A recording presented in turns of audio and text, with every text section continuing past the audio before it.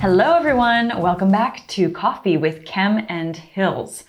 Wow, we have a lot of serious stuff to talk about today. But before we get into it, how was your weekend besides the obvious? In case you can't tell.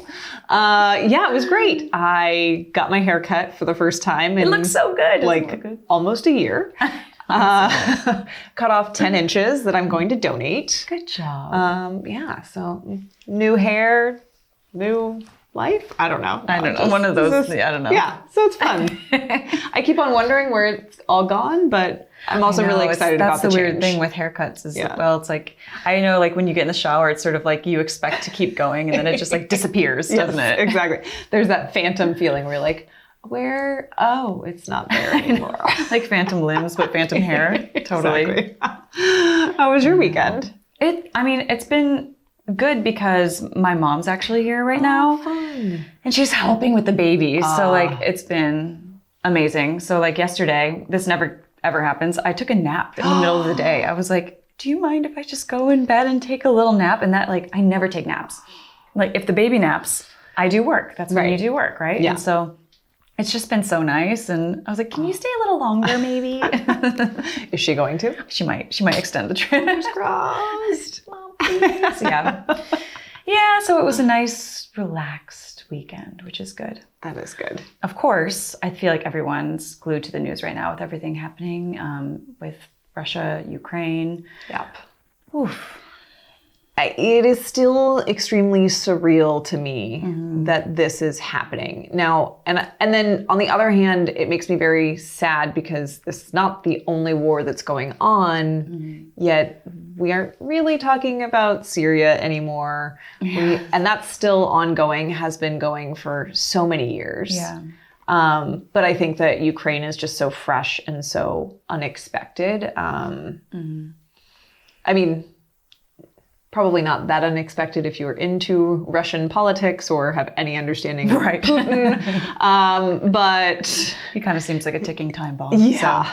So. But still, it does seem, it's scary to see all the firsthand videos and heartbreaking, to be honest with you. It is so heartbreaking, the things that are being shared around of what's going on with... I saw an image of babies, newborns. In the ICU? Yeah. Did you see that? I saw that one. Yeah, that they had to put in one of the bunkers or something. And those babies were so tiny. Just so tiny. And it's just, it's hard to watch. It breaks your heart, really. A big reason probably why so much of it is being shared is because of the fear of what's going to happen to like the economy, right. You know? So, and that's kind of what we were going to be talking about today.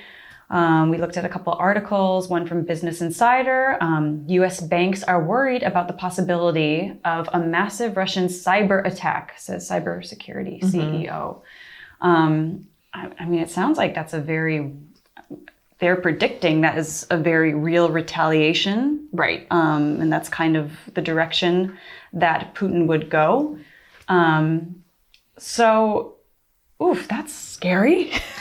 Yeah, I think it's super scary, but to your point, it sounds like, so the CrowdStrike CEO, George Kurtz, was talking with Jim Cramer from CNBC and was saying how the US banks CEOs really feel like this is basically imminent, which is very scary, but also like not surprising because even outside of this Ukraine offensive, Russia has done cyber attacks before. Right. Maybe not on banks that we're aware of. Which is why it's probably a little more predictable. Right, exactly. Yeah. And as I was reading this article, in my mind, I was thinking, what if this whole Ukraine offensive is just like some crazy cover for Putin to do this huge cyber attack on US and European banks? Oh no. And it's just like a distraction tactic. Because, for better or worse, he is a very smart man and very strategic. Yeah, they always are. The worst. The worst of them are always the smartest, aren't they? So he's certainly thought things through. Yeah. Now, they may not end up the way he wants, and that's hopefully the case here. But I just was not surprised that this is one of the major concerns coming at it for the U.S. Right. Well, one thing I was surprised by in the article was that they pointed out there is some concern surrounding the U.S. infrastructure not being where it needs to be in regards to cybersecurity. And you would think that there, well, it actually does say, thankfully, the big banks have the money to put in a more mature cybersecurity technology. But I'm surprised it hasn't been implemented yet with everything that's been going on even prior to this. Right. Hopefully they're kind of getting on that now, but yeah. I know, but I think it's going to take so much more time than they probably actually have to be ready. It is, it's all, as we are seeing, it's all unfolding very quickly. Yeah. I mean, there's something new happening every day. We wake up to something new that's happened. So it's, yeah, I'm sure everybody is, kicking into gear and yes, scrambling to try and get as much done as possible. Yeah. There was so many years ago, BART, which is the rapid transit system in the Bay Area, went on strike, and they were talking about how the infrastructure there, the computer programming for the BART system is still from the 70s. So it is almost impossible to hack because it's so old that nobody understands it anymore. Which I was like, hilarious. I guess that's one reason not to update your infrastructure, but also they're still running the same computers that they were since the 70s. Operating systems, y'all are going to be good to go. That is so funny. Yeah, I guess this new technology, it just makes it the new technology that keeps evolving and growing. It makes it easier to access everything, doesn't it? I guess so, yeah. Oh, geez. All right, we're going to take a quick commercial break, and then we're going to be right back and talk a little bit more about what's going on with Russia and the Ukraine.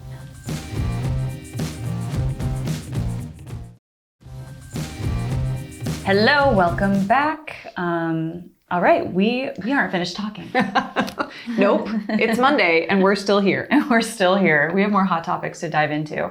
So this is something I didn't know about, and this article from the Wall Street Journal broke it down really well. What is SWIFT, and could it be used in sanctions against Russia? I didn't know what SWIFT was. I didn't either, which I thought it was a very interesting article. I did too, and it also sounded like something that we all should know. Right, it does. Again, I'm not good at abbreviations, so maybe that's part of it. But SWIFT stands for the Society for Worldwide Interbank Financial Telecommunication. It is the financial messaging infrastructure that links the world's banks. So it's major. Yes. It's huge. It's huge. Over 200 countries and over 1,100 financial institutions use this service. The only countries that currently aren't allowed to use it are Iran and North Korea. Yes. So severing this would devastate Russia's economy if we did something like that. But it could also potentially devastate ours. So I think that's why it's on hold right now, and they're not rushing to do that, although it's still on the table. I think it was the article had some interesting points of view where it was trying to walk both sides and walk you through why it hasn't been implemented yet as a strategy, but also why it could be very helpful. To your point, it would be devastating for Russia, but it would also severely impact both Europe and the US economies, or potentially could. And I liked the last kind of section. They talked about how taking this away, or not allowing Russia to use it, is like a bludgeon in terms of it would be probably very effective, but basically you have no control over its effects. It would just be a huge amount of pressure, but would affect other people. Right. Whereas the current sanctions that are in effect are made such so that it's more targeted and just for Russians, the Russian economy, and the Russian government, which will still have big effects on the Russian economy. Right. But yes, going right for SWIFT, there's a snowball effect that comes with that. So there's some precaution before jumping to that. But yeah, I thought that was interesting. I had never heard of it before, and I mean, it really does show you how serious the situation is, that, these are the options that are being talked about, because these are serious.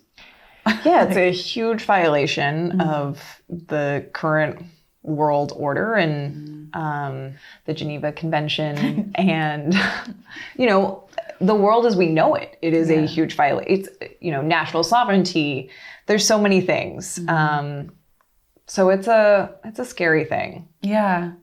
Oh my goodness. So much more to unfold, I'm sure, even when we get back home tonight. It's hard to watch, but I feel like everyone's just glued to their TVs right now, aren't they? Yeah. Yeah. And I actually also saw another article that there is a fundraiser that the Ukraine government, or that a Ukraine foundation is doing on behalf of the Ukraine military, that you can, they're crowdsourcing to support the military in the Ukraine, because they are a country that has, some means, but not nearly as much as Russia, which has the world's 12th largest economy, and lots of resources. So to get more resources for the civilians who are helping to fight, as well as their military, they're crowdsourcing. So there's a couple different places that you can Google and search it online if that's something that you want to do. Yeah. They've already raised about $500,000 just in the last couple of days. Okay, that's great. We should find a link. Put that on here. We will. We'll find a link. Yeah. We will find a link. All right, we're going to take another quick commercial break, then we will be right back to talk about the shows airing today on ROI TV.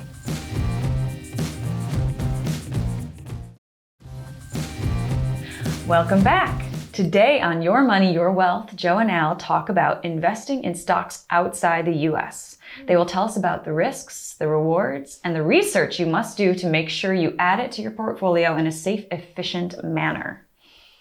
Today on Life's Third Act, Joe and Jill will be joined by Roger Maddox, the co-founder of Staying in Place in Home Senior Care. Roger discusses ways to help seniors stay in their homes with the best quality of life for as long as possible. So you're not going to want to miss these shows. Be sure to tune in, and don't forget to watch them on Roku, Apple TV, Amazon Fire TV, or on your phone via our iOS or Android app.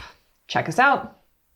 And we'll see you tomorrow for another episode of Coffee with Chem and Tails. Bye.